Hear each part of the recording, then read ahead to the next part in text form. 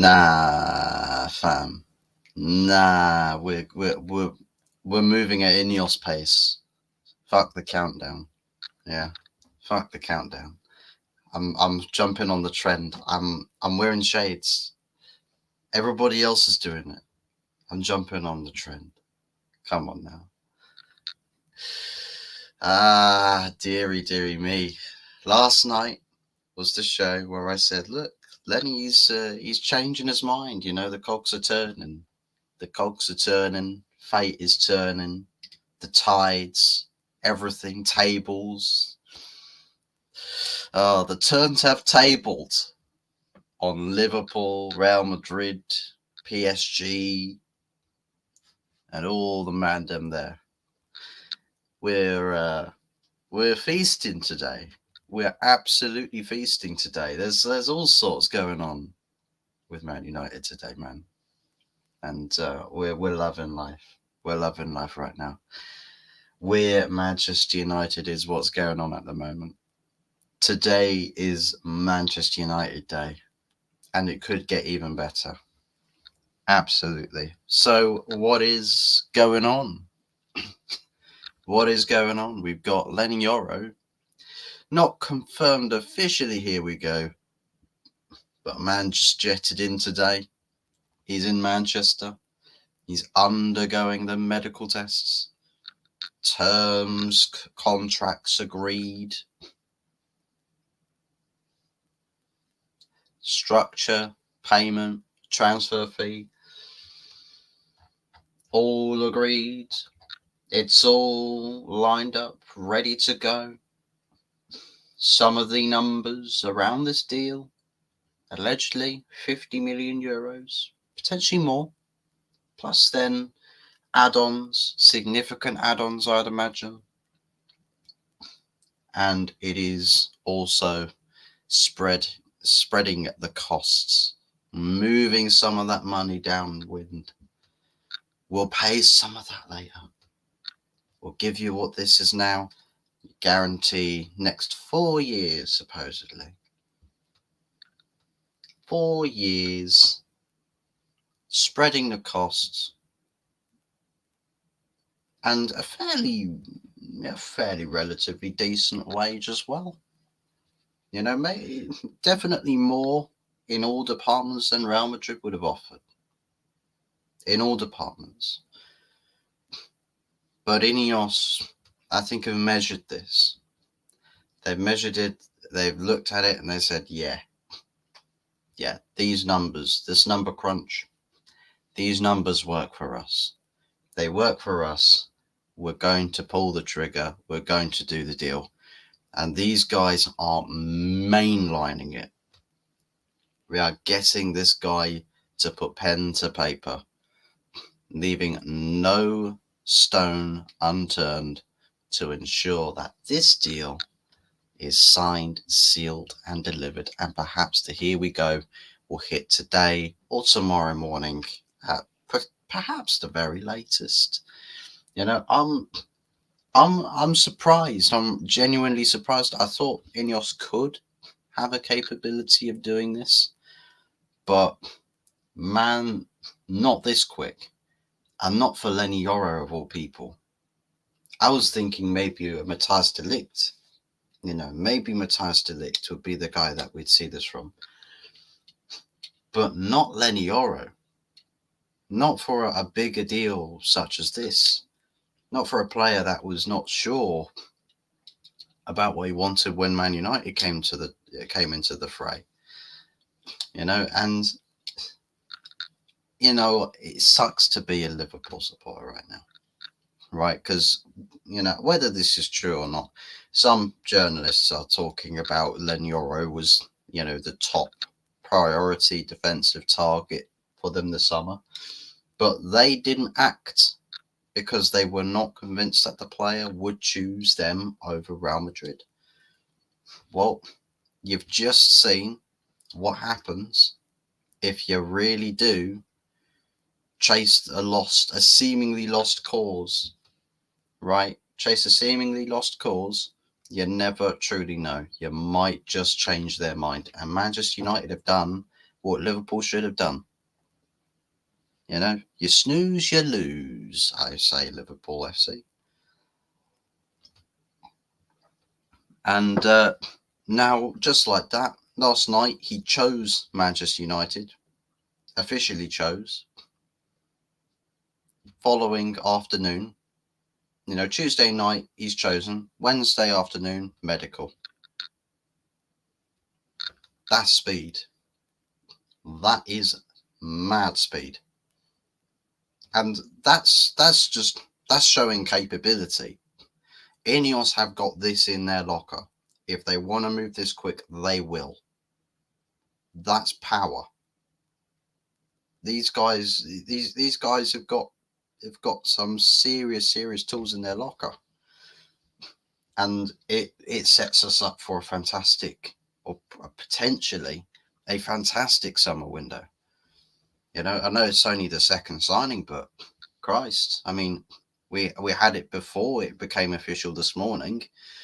De Ligt is also confirmed, still a target. He's not ruled out. It could still happen, and I'm all for it. I like this. I'm happy with that. I said last night I would want De Ligt as the second follow-up signing. Probably the easier, or definitely, not probably, definitely the easier deal to do, and cheaper transfer fee than Branthwaite. Probably more in wages, but overall,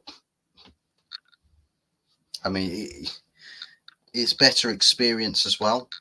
Better experience. I think I'd much rather a De Ligt playing in our back line than Branthwaite, whilst having Yoro there as well.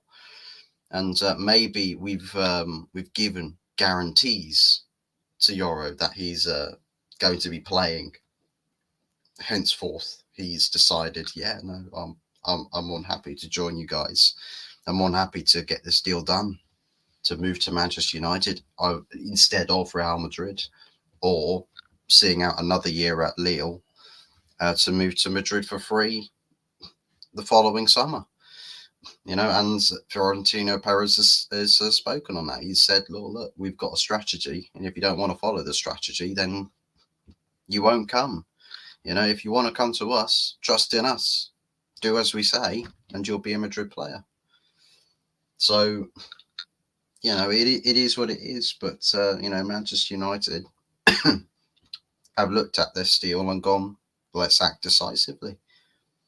Let's hammer the final nail in the coffin and just move everything at light speed. And I think Yoro, or probably not so much Yoro, because I think he just cares about, making the move per se, but the agency.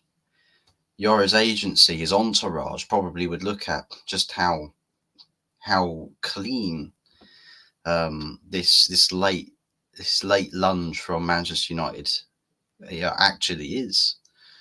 And I think it's probably a token of appreciation, but just seeing how this deal has upset, or brought a lot of questioning to the forefront for a lot of elements, Everton included, looking at us spending XYZ amount of money, about what? I mean, a package deal probably overall with add-ons included probably sits around the 70 million euros mark. Maybe the package deal add-ons, fee overall probably works out about that amount. And they're probably like, oh, well, they could have used that towards us. Well, it's not necessarily going to chalk up to 70 million. It's probably going to end up being less than that. But it's also spreading the costs. So we're not really paying that much money this summer for Leny Yoro. We're actually paying significantly less. We're probably paying the same amount, if not less, than what Madrid would have paid in package in full, which Lille were refusing. Lille were like, no, we need more than that, probably double the amount. Madrid came in another second bid. They're just like, well, what about this? Would you accept this?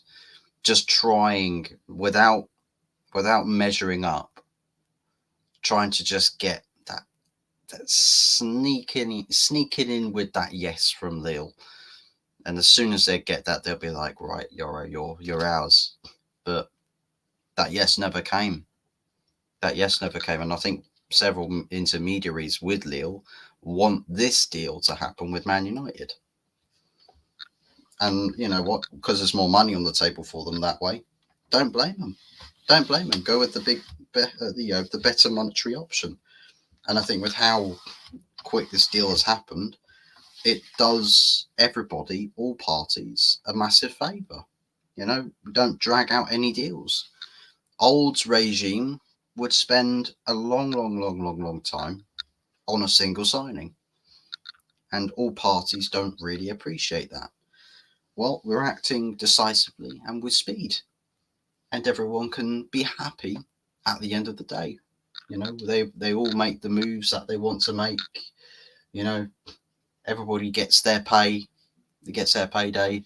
Player, agent, clubs. You know, all the boxes are ticked. So I'm very happy with what I've seen today, this morning. Um, of course, Leny Yoro, here we go, pending. Whether it be today or tomorrow, we'll have to wait and see. But hey, I'll tell you what, we don't have to wait that long, which is a nice change. We like that. We like that around around these parts here. So supposedly, according to Ben Jacobs, Leny Yoro was also Man United's priority signing. Well, when we recognise a priority, we will get the deal done. So there you have it. Couple of exits, one confirmed and one pending. Greenwood is gone to Marseille. The green light's been given today. He's going to travel to do this medical, and then I think it's a 5-year contract that he's negotiated with the French outfit. 20, I think it's about 25 million, whether that's as a package deal. I think it's 20 plus 5, no, 25 plus 5, sorry. 25 plus 5, outright package deal at 25, with then the 5 million in add-ons as well to follow. And of course, not to forget the significant sell-on clause, up to 50% sell-on clause as well, which is good business. You know, securing a cash stream, cash flow for the club at a later date can only mean positives for Manchester United. You know, getting a player off our books that we needed to get off our books, plus then, you know, getting some good money at pure profit right now, plus then getting some rewards later on down the line. You know, picking some more of the low-hanging fruits. We like to see that. So good to see that's another player off the books, another box ticked off the agenda for this summer. A follow-up deal. That this one's a bit more perplexed with this one. Aaron Wan-Bissaka. Not that I believe that we should keep the player. I think Aaron Wan-Bissaka to leaving Manchester United, I feel like perhaps needed to happen. But for £15 million, I wouldn't have said £15 million. I would have said 20, 25 at the very, very least. Because thinking about it, when you sell Aaron Wan-Bissaka, you have to sign a replacement. You have to sign a replacement. Whether that's Jeremy Frimpong, Denzel Dumfries, or somebody else. I think there was a Turkish player that we were looking at that I think actually plays over at left back, but can also play at right back as a potential target. Might have been initially for a left back signing or left back position, but maybe could end up becoming a candidate to playing at right back. We'll have to see what the management team decide to go with. So there's options once again, but it is one of those that because the sale of Wan-Bissaka would happen, you'd have to get a replacement in and not try and sort of like, yeah, we'll get players to cover in that position next season. That won't work. We can't afford to do that. We haven't got the depth to do that. Delo is the only option for right back next season. The only one. Maybe an academy option would be promoted, but we don't really want to have to sit there and say, nah, the academy guys will fill in. They'll fill in. They'll fill in. So £15 million, but West Ham United are the club that will that are entertaining this offer, that are looking to do a deal for Wan-Bissaka. I think there'll be no doubt in my mind that if this deal starts to happen, Wan-Bissaka will absolutely be set. He'll be, yeah. I'm already heading down there right now, to get this deal signed and sealed. And I mean, he's got 1 year left on his deal, so I suppose that the opportunity to really ask or bargain for more money on this deal is long since past. But I always do feel like that even then, even so, about 25 million would have been probably the most ideal fee for us to get in order to really put that money towards replacing Wan-Bissaka, even if we do end up going for a Frimpong and then spreading the costs on that deal as well. I do feel like there is, we need to get some more money from that. Maybe just maybe the sale of Greenwood and then Wan-Bissaka, those two fees together might then seal the follow-up centre-back signing, or they'll use that like specifically towards another full-back acquisition. Which way they decide to go, we'll have to see. As with the unpredictability of Leny and that deal, we don't really know, like in terms of what speed or how quick we go from not really knowing what the choices are to then the choice being made and progression being made on that action. We'll have to see what happens and which they go with. But I believe that with the De Ligt deal, in terms of with this approach at going on with spreading costs, I think that there is probably the Greenwood deal on its own should then be enough, with then the other funds that we do have set aside before needing to do any sales, would be enough to seal a second centre back signing. So maybe Wan-Bissaka money is just solely to then finance a replacement right back.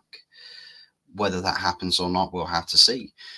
Or maybe more sales need to happen. For instance, Casemiro, I think the midfield signing is going to have to wait for Casemiro to be sold. That deal still has to happen. And maybe Fulham had apparently £17 million bid for Scott McTominay rejected. I think there are some add-ons plotted with that.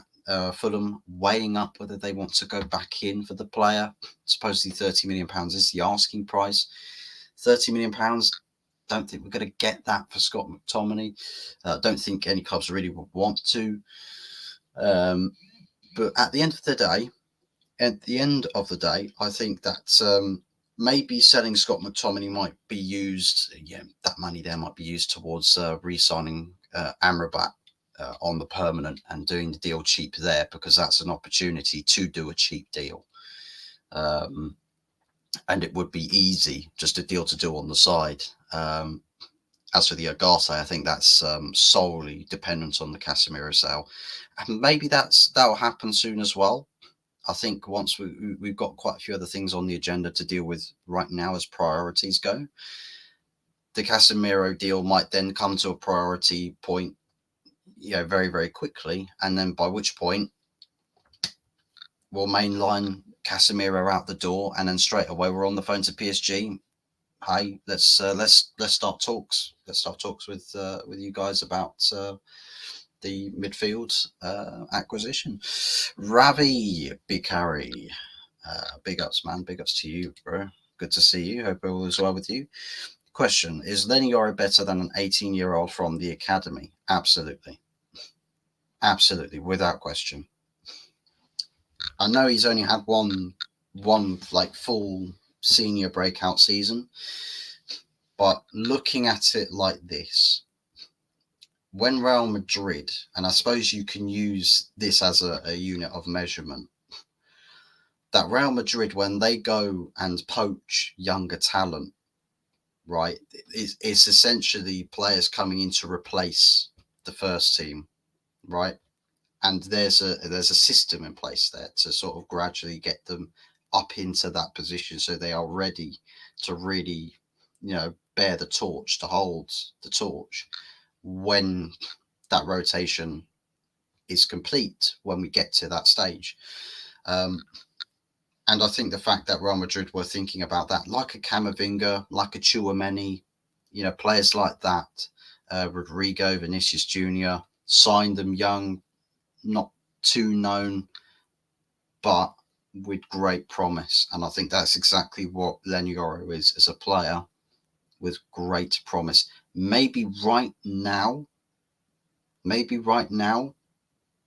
Yoro is not, he's not all that, but with the ability to get better, with probably what he's shown in terms of his development at Lille, is why everybody was going after him, is why everybody was looking at him and thinking, well, hell yeah. Probably Liverpool were looking at him as a Van Dijk replacement. Possibly, because Van Dijk is getting on. He's not long before he has to move on.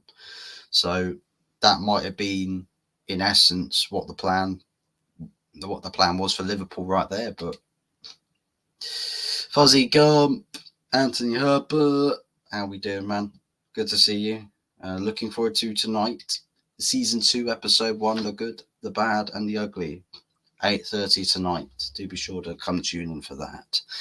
Question: what type of centre back is Yoro, and how does he fit United? I know a lot of people drop the Varane comparisons, like, oh, he's a Varane regen. I think he's probably a profile that would develop into being a Varane-esque type player.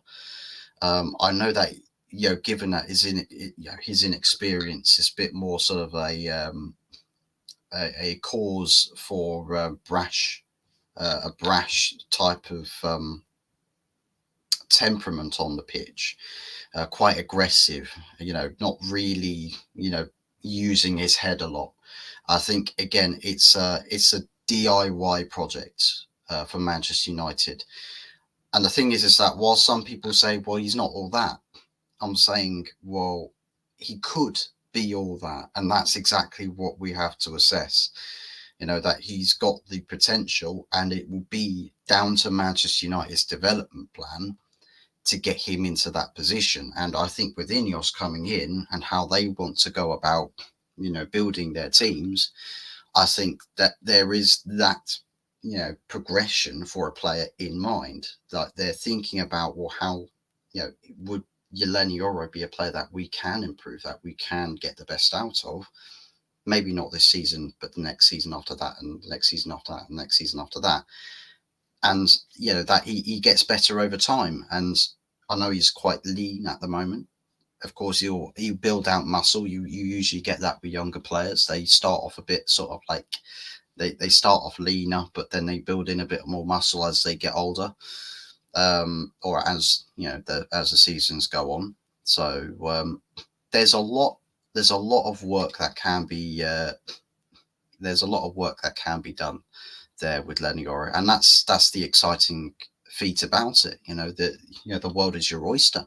You control Manchester United, control Leny Yoro's destiny. So, well, I'm looking forward to it nonetheless. Manchester United revolution, my lord.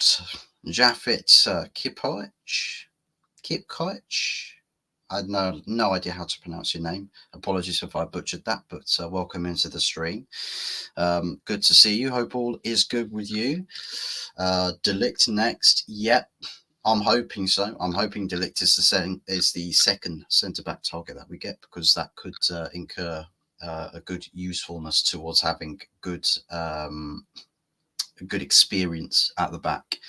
I know perhaps injury record's not that great with De Ligt, but I think from an experience standpoint, and the possibility that you could get a good level of quality of performance out of De Ligt as well, plus he works well under a Ten Hag system, there's a lot of positives with that. There are a lot of positives, and there's a lot of people that, I'm not sure about him, don't rate him. Maybe moving to other clubs with De Ligt might be an issue, but with Manchester United. It might, like, it's probably not quite to this extent, but it's like saying it's so crazy it might just work. It's along that path, but yeah.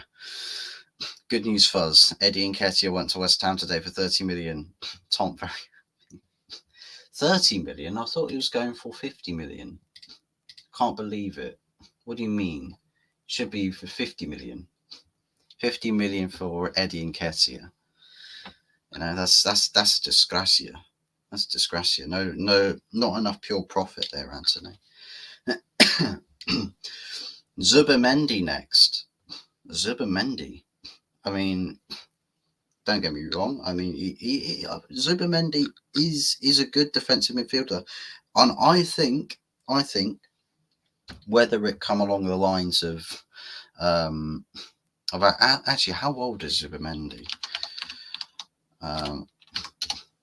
Is he relatively young? Yeah, about 25 years of age. So about the same age profile of or same age as Manuel Ugarte, because I think Ugarte is the priority here, is the first option. But Zubimendi, that's a plausible, a very, very plausible plan B or option B for midfield. I think that if we are going to do a second midfield signing, I think probably Sofian Amrabat will be the name that we'll go with there. But Zubimendi, I can see that absolutely, and I wouldn't be against it.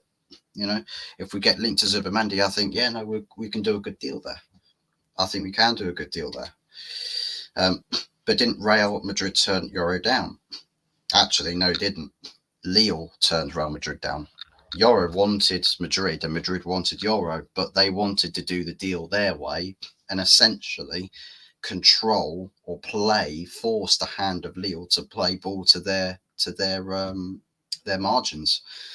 But Lille were like, no, because we've got the better deal already on the table. So actually, I think United putting the bid there for Leny Yoro that Lille accepted is probably the biggest catalyst as to why Lille not accepting or just outright refusing Madrid's offers is the reason why then Leny Yoro's chosen Man United, because he knows, well, I can't move this summer, but I've got a decent offer on the table waiting for me now, and the club's accepted it. So I could move now to Manchester United. Whereas the likelihood is that I would have had to have waited another year. And in football, a lot can happen in a year. A huge amount can happen in a year. So maybe Madrid might sit there and say, well, I'll tell you what, United, they put in the big cash. They're putting big cash for him now. They're risking it. And there is risk factor, but that's the same story, as discussed last night. That's the same story with every signing. There is, there's a realistic probability that a signing can go wrong. So I don't see Yoro being better than Virgil van Dijk, Konsa, or Konate though, but he can be because it's potential.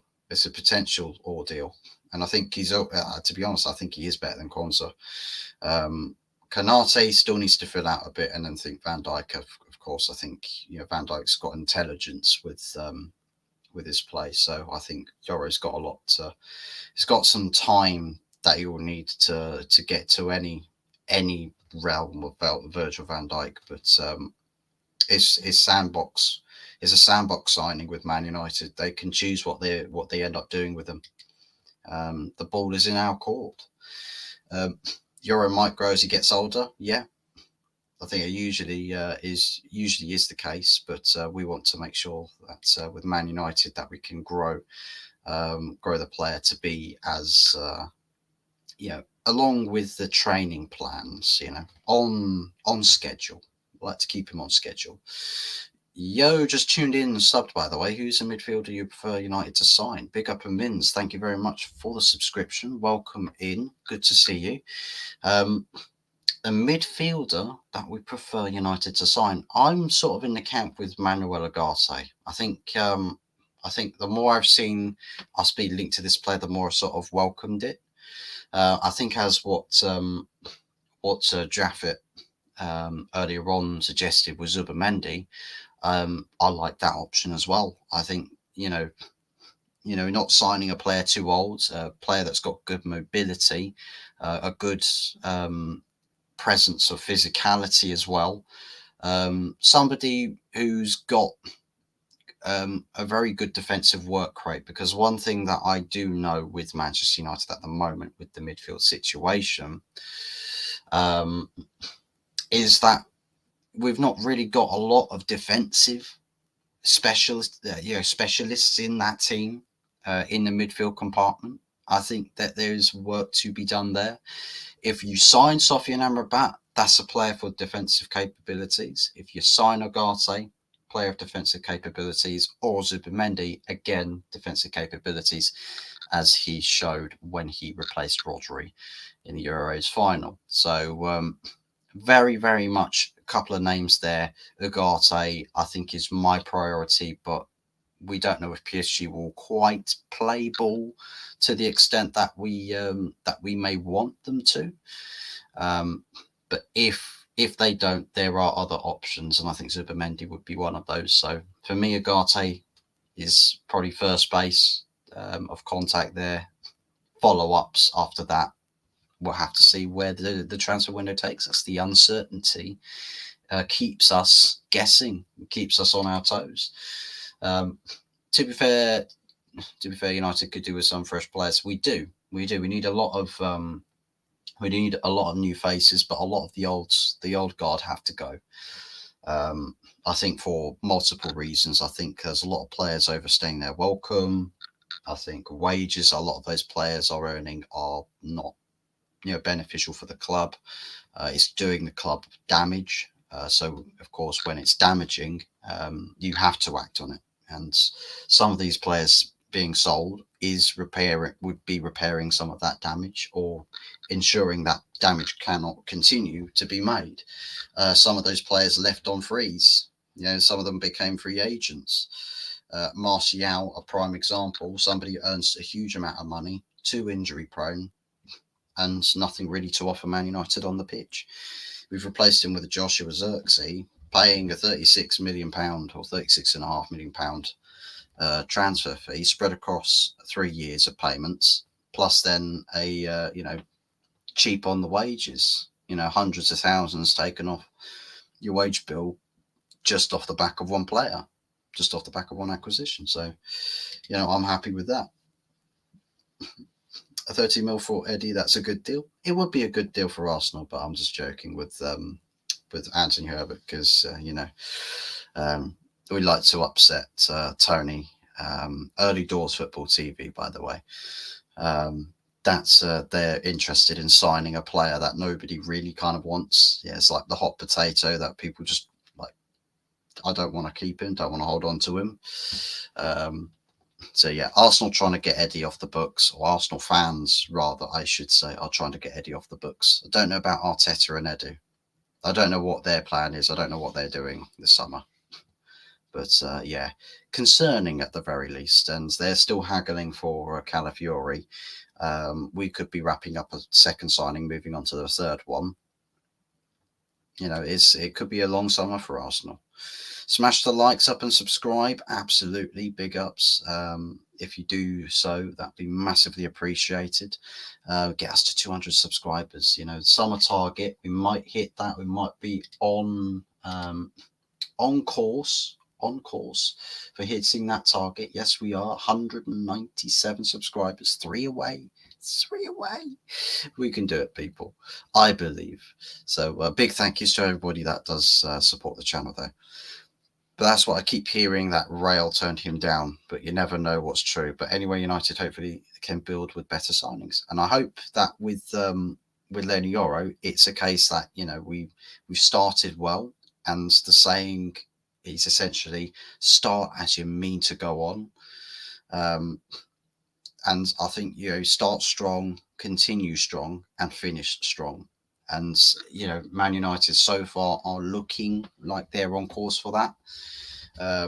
Maybe we'll get some, head scratches. Ineos, I don't believe will be perfect, because I think we're sort of riding the high with Ineos doing good things.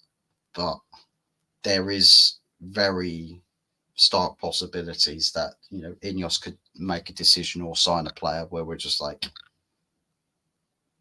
no, I'm not feeling that vibe. I'm not vibing with the vibe.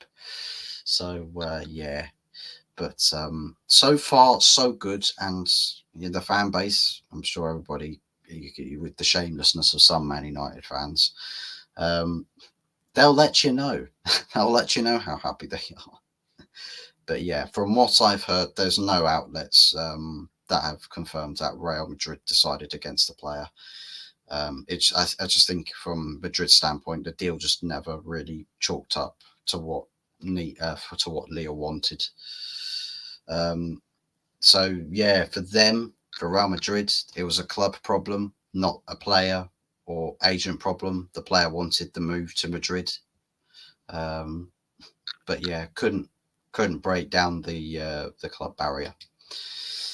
Fuzzy, do you hear that Tony growing his hair back? Having a perm apparently. Has he gone to Turkey? He's gone to Turkey to, get him some fresh locks, some golden locks. It's I don't know. I think the picture might still be somewhere in the archives of our Instagram DMs. That picture of Tony as that blonde woman. He might be. He might have looked at that and thought about it. It's like, yeah, do you know what, that might be a fresh start for me. So maybe he's gone to do that. I don't know. That will take Tony a decade to grow back. Jeez. Early doors is catching strays and you don't even know about it. Question: how will Martinez stay fit? Well, I think with the fitness question is a good question. And I think with managing player fitness next season is going to be quite a big forefront. I think Ineos won't be blind to acknowledging exactly how bad player fitness was last season, and doing all sorts to change, whether it's the personnel or the methods or the hardware that's used to maintain player fitness or to help. Because we've seen that there's the £50 million Carrington overhaul funded solely by Ineos, which is currently underway. Whether that does include the medical departments in ensuring that player fitness is pristine, and whether we get, I think there are some physios as well that are probably, I think some physios have been relieved of their duties. So there may be a small overhaul in that department as well. But I think it's going to really depend on when we get around to playing games, if Ineos do opt to still make some more changes in that department, or whether they're happy to keep things as they are, just to see how things go. Because if they have any question marks about anything, I'm sure quite quickly they can just, we'll get a new physio, somebody who's good with keeping players from getting injured, of course, obviously. No shit, Sherlock. But there are question marks with that. And Martinez, with his injury records last season, and with a lot of player injury records last season, Mason Mount, a midfield player, that I think just sort of sits under the radar because of how lackluster of a presence he had last season. And it's just like, well, I'm not used to the fact that Mason Mount is still there, and how we're going to manage him in the team next season is anybody's guess. So there's a lot of players that we can ask that question about. The Sniper Man, hello, good to see you, man. I believe it's the first time you've been in the stream as well, so big welcomes to you. Hope all is good with you. Did you watch the preseason game on Monday? Any thoughts? I didn't watch it, but I kept tabs on the game. I thought with that game, it was a challenging game, I'd say. Although a lot of people sort of like, United, they're finished. Losing to Rosenborg, I mean, several things. I mean, Rosenborg, they're mid-table at the moment with the Norwegian league. But that's their strongest team halfway through a season. They're their fitness is just off the charts compared to Man United, and the academy players. I know we conceded quite a few chances. A few of our players had rings run around them, but a lot of players there, only maybe one or two of them are staying. And then the others, prospect signings, only a couple of them perhaps have got the ability to start in first team picture. So essentially, it's the team of misfits and rejects. All containing players that Man United don't really have much interest in keeping on the books, or keeping on prolonging the services of the player at the club. I think there's a lot of names that featured on Monday that won't be at Manchester United for much longer. But yeah, of course, the result is not what we wanted it to be, but I'm sure Rangers hopefully will be better. Performance-wise, I think better, but we'll have to see. Any update for Yoro? Well, he's doing his medical. I'm sure maybe his medical's completed by now. We'll have to see. Xerxes interviews happened. That came out about 4 p.m. So if anybody's interested with that, then you should be able to go and check that out. It's on MUTV, which not watching on MUTV. No chance. But yeah, that interview is out there now. Is it Here We Go? It could be Here We Go today. If it's not today, it'll be early tomorrow, because the player's doing his medical. He's agreed on the contract. After doing the medical, he just have to sign. And we're literally we're 99% of the transfer with Euros completed, essentially. So it would take a miracle for the deal to be hijacked by now, is all I'm going to say. I don't know about y'all. I ain't satisfied from Man United until they signed De Ligt. I think some fans, I'll give you this, some fans I think will be questioning, and whether it's a trust thing. I believe that there is a lot of fans that will have trust issues, where it's like, it feels like good now, but I want to see more done to really satisfy me, or to guarantee to me that it's not just another fool's dawn. And I suppose that's probably what if you are a Manchester United supporter, that is, that's probably those sorts of feelings that you're experiencing. And parts of me do feel that way, but because I'm seeing actions that do differentiate from what we're used to seeing, is what I'm happy with at the moment. So I'm enjoying what I'm seeing, but I do understand that there's a lot more yet still that has to happen. So hopefully that happens, that we move in the right direction, as I've already stated. Start as you mean to go on. That you start strong, you continue strong, and you finish strong. So whether Ineos will do that, I think we'll have to wait and see. But De Ligt, I think, from a centre-backs or a defensive standpoint, I think De Ligt signing, I do also want to see that signing be done as well. Me and you both, Sniper Man. Question: if Ten Hag does poorly this season, will Southgate get the job? Thoughts? No, he won't. No, he won't. The Ineos have stopped that. The Ineos have said no, they won't go for that. They've kept tabs on a couple of names, but Southgate is not one of them. And will only explore that should Ten Hag season start horrendously and things just go completely off the rails at the very start. So there's a possibility that Ten Hag could be sacked early in the season, next season. But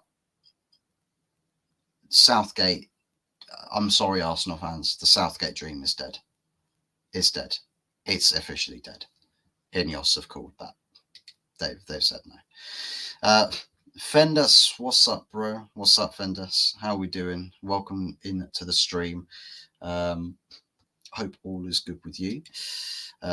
Southgate is working at Subway temporarily. He makes good subs, I've been told. Now, when the pressure's on, Anthony, when the pressure is on, what you usually see is he just sits there at the pass and he doesn't do anything. So people are just like, "Can I have a foot on, please? Can I have a foot on, please? Can I have a foot on, please?" And he's just sat there like, the gloves on his hand. He's, you know, typical, very very typical. But yeah, we'll call it the no subs. What do you think about Ethan Wheatley?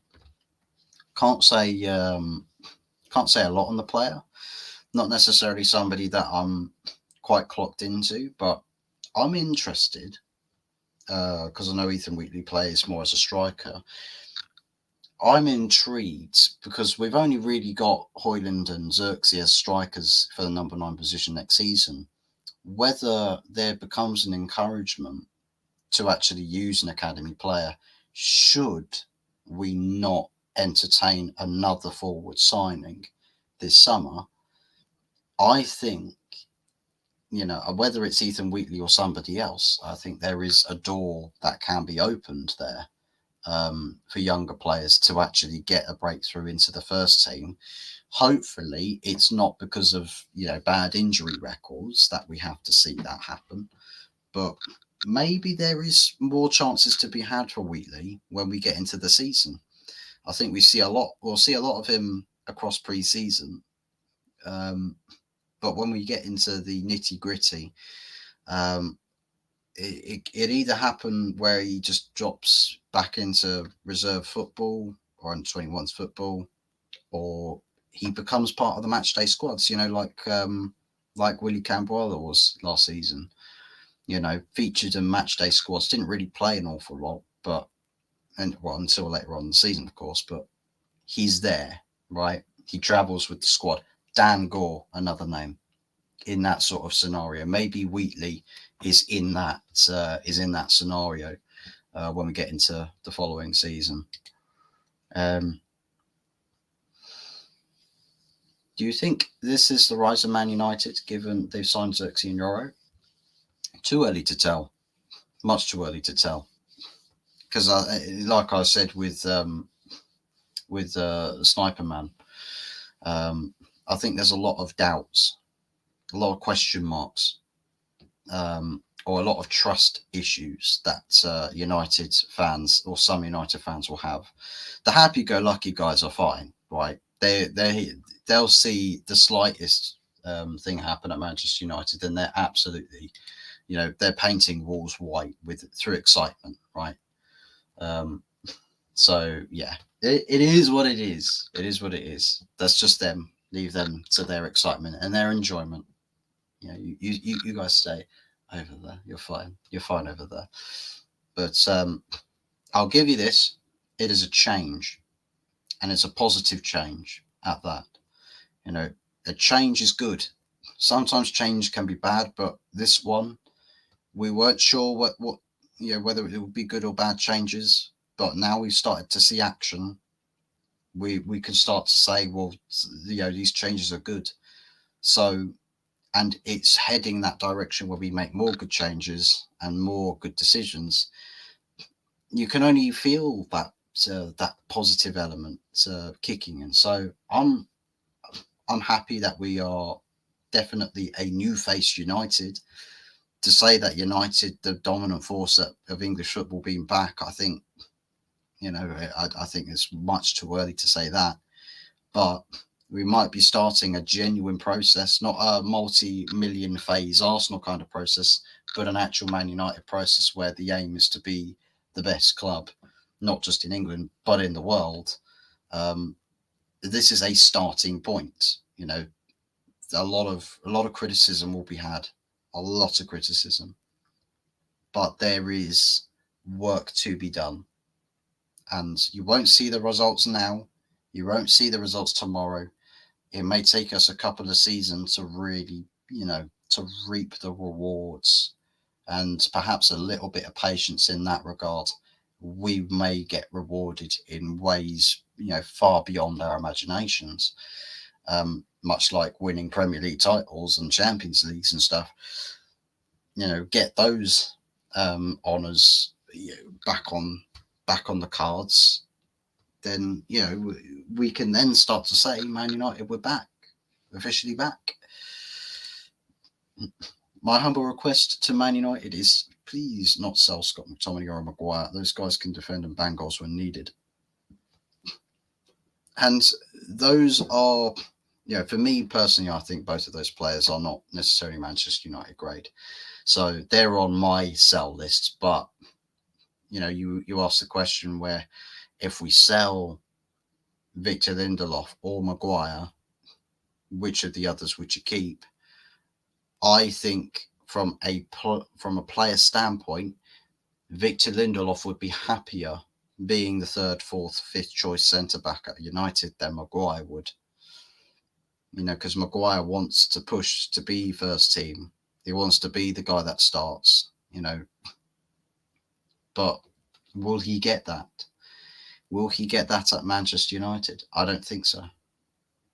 I don't think he will. So I think it makes more sense that you can cash in on him and probably get a good fee for him, and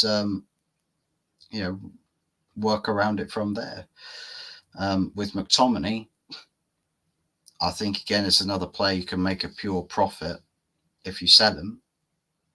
He's not. I think when I think about quality and depth, I know that McTominay could provide being a super sub, but at the same time, I feel like if you look at other top clubs around Europe, you have to think about the quality of player that comes on as a substitution is good enough to be starting games week in, week out.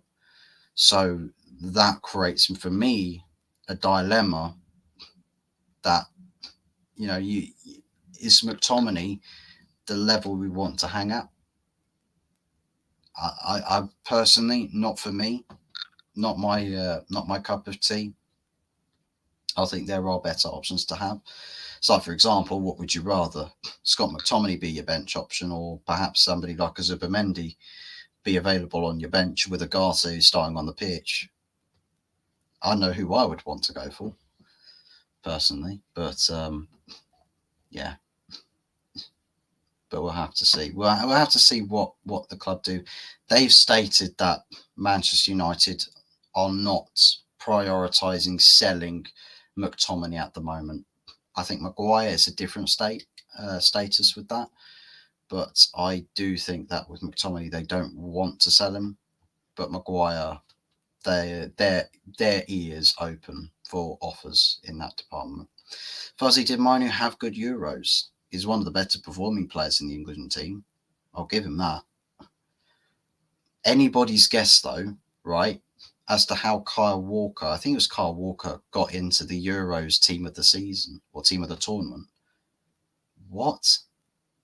Kyle Walker? What do you mean Kyle Walker gets in that team? What about Danny Carvajal? The right back that actually won the tournament was playing good football. Sympathy votes, perhaps, maybe. Because sometimes I feel when teams play, they never played players in pre-season. It's a waste of players that are staying. I suppose, yeah. I mean, players that you get in, the real standout performers in pre-season, right? The guys that, where you call them pre-season Perla or something, like does absolute magic on a pitch during pre-season, but when you get to the actual season, they just don't feature for you. And I don't know if it's a sort of response to pressure or, the players that you have that become available for the first team when you get into the season. Maybe if you've got, most coaching setups probably don't think about, well, the players that do well for pre-season, select 3 of them, they will feature on the bench in the following season. Maybe would incur that there is there's quite a forceful youth policy in that regards. But with Manchester United, I think there's depends on just how good they are. There is a route for those sorts of players to make it into the team, and I think that's why guys like Dan Gore or Kambwala um, or Mari Forsum were getting into matchday squads, but not necessarily featuring. They are there, but they're not quite going to get on the pitch ahead of the other bench options there. So yeah, I think it's a common feat with clubs around the world, and sometimes it can be frustrating from a fan's perspective because you do get a lot of players that become quite big fans of players that do feature in the preseason as academy prospects. So yeah, it's just how clubs function. United need better than Maguire and McTominay. We do need better, and I think gradually we will get there. McTominay scored, winning goals for us many times, and Maguire was the only scorer against Fulham. Well, the thing is, though, is that outside of goals that they've scored, what other elements? You have to ask, what other elements do they deliver to the team? You'd probably make the judge on the eye test as well, like all the little things that complement the performance. That if they have a 5-second spell where they're in the right place at the right time and get the goal, is that the difference maker between Manchester United winning a game or losing a game? Quite possibly. Is it the difference between Man United winning titles or losing titles? I don't think 5-second spells might be enough to do that. So you need to see players that have got all the attributes of performances, like week in, week out, just from minute 1 to 90 every single week, if they are to feature in the team. Well, one thing I would give to McTominay that I think he's better than most players on the planet is work rate, or a desire to play, or desire to work hard, to sacrifice. I'll give him that. I'll give him that. I'll give him those flowers. But beyond that, from a technical point, I think technically, having heart and passion for a shirt is good, but it will only take you so far. Fuzzy, what's better, Man United winning a trophy or a free supply of chocolate milk for a year? Free supply of chocolate milk, easily. I can just live forever off of that. I don't need to do anything. I don't need anything else. Don't need anything or anyone. Just give me a lifetime supply of chocolate milk. I'm set.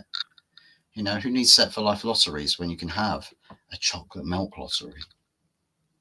You're set for life. You're set for life that way. United don't need average players. True. I agree. McTominay's a good player. Fuzzy rates him. Shut it. But Maguire is better than Lindelof, and Maguire was stripped of captaincy and benched. He took that as a working point and became better. I think Maguire, to getting the captaincy taken off of him, sort of changed his focus as to what he thinks about on a football pitch. So I think when you've got less responsibility on the pitch, it's better focusing on yourself. So I think it was bound to happen that he performed better. And is Maguire a better centre-back than Lindelof? I think Maguire, you'd say, is more reliable, but the ceiling of ability, I think Manchester United still need to get better, essentially. Somebody who is going to push, Martinez on the starting position, somebody that's that sort of level for me. But yeah, we'll give Maguire credit where credit is due. He did improve, and when he played, he performed, fairly solid. But a solid performance. We still need a solid 6 out of 10. Man United need 7 or 8 out of 10. But for some other clubs in the Premier League, Maguire would be perfect. for example, a West Ham. I think Maguire would be perfect. But you can't classify these guys as dead wood yet. I suppose with Scott McTominay, I'll put it this way: McTominay's been at the club for 7 years, or has been in the first team starting games for United for 7 years, and I mean we're still wondering how we get the best out of him. I think when you're having that kind of conversation, that's probably a big symptom of probably trying to hold on to, trying to hold on to something that's not really worth holding on to. I think it's certain points where you have to realize you have to let go of it. And I think it's like with Marcus Rashford. I mean, for that guy, you just hope that when he starts, he plays well, he utilizes his talents to the maximum. But then you see him go through another game and disappoint, and you're just like, are we holding on to this for too long? Are we clutching at straws? For me, those are the sort of questions that I start to ask. Like having a quiet couple of seasons, but then finding your worth, finding your value, I think for me is where you make that exception to the rule. But for 7 years plus, Rashford for even longer, and he's only had a couple of good seasons here and there, and that's pretty much it. Not saying Lindelof is bad, but they are on different levels. Yeah, there's probable truth to that. Not gonna lie, hot take. Man United were on thin ice last season and won somehow. I think the summer could have been different if not for the FA Cup success. I do. I think that it would have been a very different season or different summer. So yeah, I do think Man United were on thin ice, and the FA Cup turned an abysmal season into an okay season. From a Premier League standpoint, it was ridiculously bad, like worst Premier League campaign ever. Like, we have to acknowledge that. But winning a trophy where we were out of Europe puts us into Europe. It's a compensation. It's the consolation prize, right? It's like it's like a sort of, oh, here you go. Here's some Europa League to make you feel better, and a trophy as well. We'll take it. Honest question, Fuzzy. Where will Man United finish next season, depending on all their signings they get this season? Well, if we get all of our signings, I think we'll push in top 4. I think we'll contend to top 4 quite easily. I think we'll be up there. We've got to be up there. You finish 8th, but you make as many big decisions as you do for this season, for this summer. The intent has got to be to push forward, to make progression.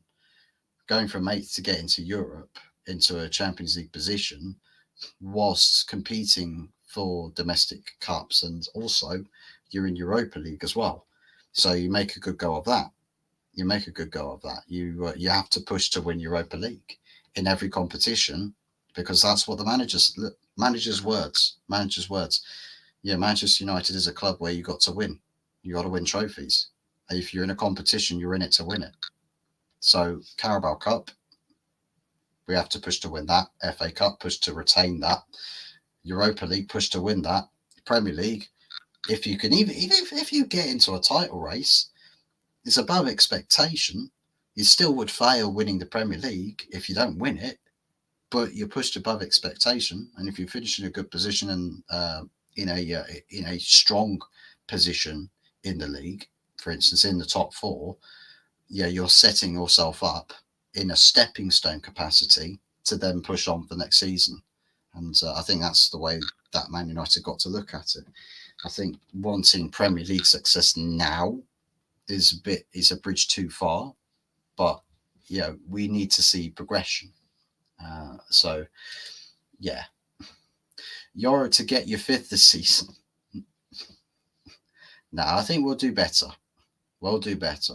We'll do better than fifth, I think, if we get all the signings, that is. But yeah, big ups to Oregon Gooner. Make sure you subscribe to Oregon Gooner's channel. Another Arsenal fan. There's a lot of Arsenal fans that come to this channel. I swear, they love me too much. They love me too much. It's like Terry Flewers, except I'm not the one that's doing all the kiss arsery for a club that's not my own. So, but yeah, big ups to Oregon Gooner. And maybe Europa League, yep, 100%. And some domestic cups, maybe, yeah, absolutely. In it, like I say, if you're in a competition, you're in it to win it. Don't do an Arteta and throw the competitions in the bin to focus on a big pipe dream that you'll never achieve. Yeah. Moral of the story: never do it. Do you think United will win the Community Shield? I'd like to think that it will be an entertaining game. I'd like to think it would be an entertaining game. Whether we would beat Manchester City, I think we could. I think City usually can start a season a bit sluggish. The first couple of games can start a season a bit sluggish. So I think Manchester United, yeah, go for it. Go for it. Beat Manchester City. I'm not fussed really about winning the Community Shield. I'm not fussed about it really. But for the sake of beating Manchester City again, at Wembley, you want to do it. You want to do it. I want to do it. I'm sure you want to do it, Sniper Man. Another Arsenal fan. Ew. Let me get the. This is like bug spray for Arsenal fans. Yeah. Yeah. Spray some of this on you. Your competition. One behind your record. Keep posting Arsenal Twitter accounts. Keep posting your record 14 times while Man United are catching you up. Yeah, this is the Arsenal fan bug spray, we call this. Trophies.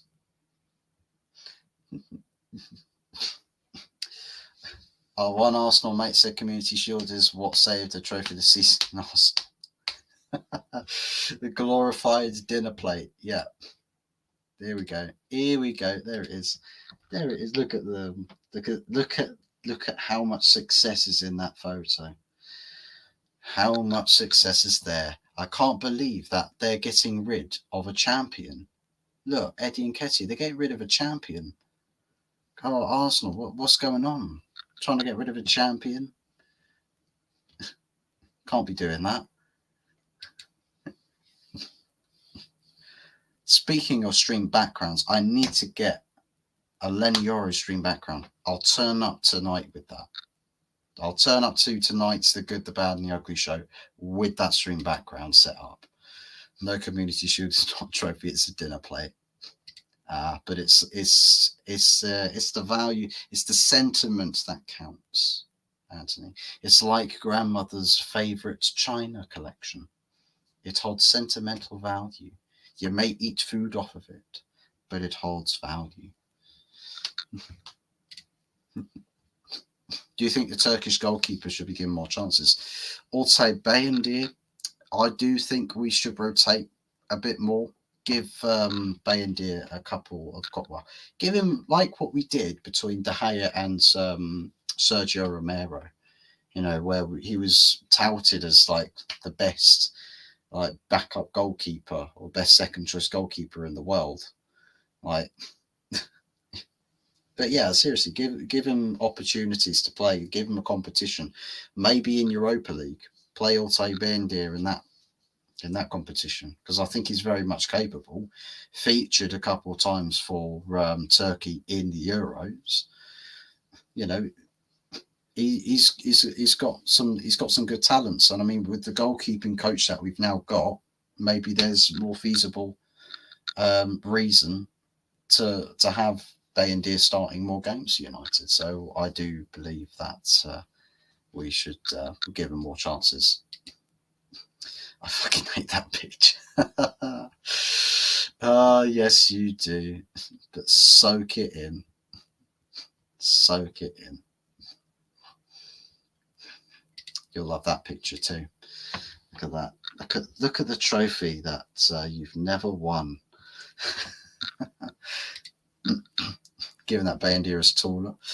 Yeah, can't have Pickford problems. You know, with T-Rex arms. Yeah, trying to reach for, trying to be a goalkeeper with T-Rex arms, trying to reach for a ball.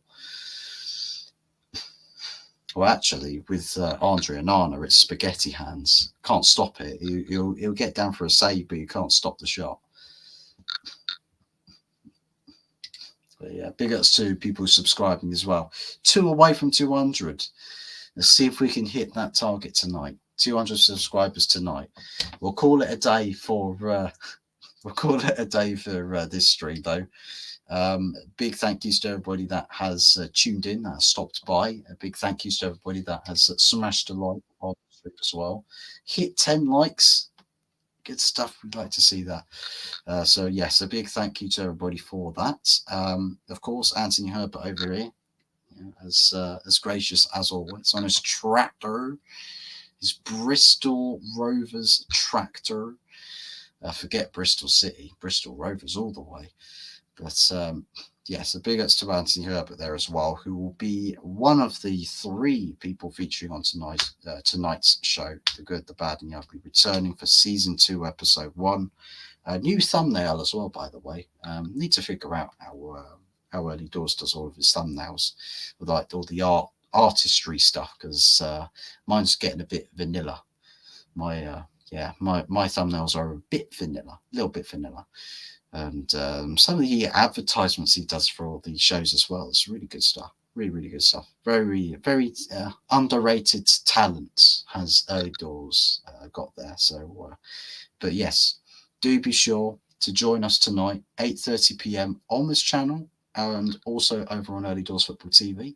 So be sure to catch us over there. If you are subscribed, make sure the bell is switched on for notifications so that you don't miss a show or an upload or a video, and all of that good stuff. So yes, once again, big thank yous for this show, and yes, we'll catch you guys again later on tonight.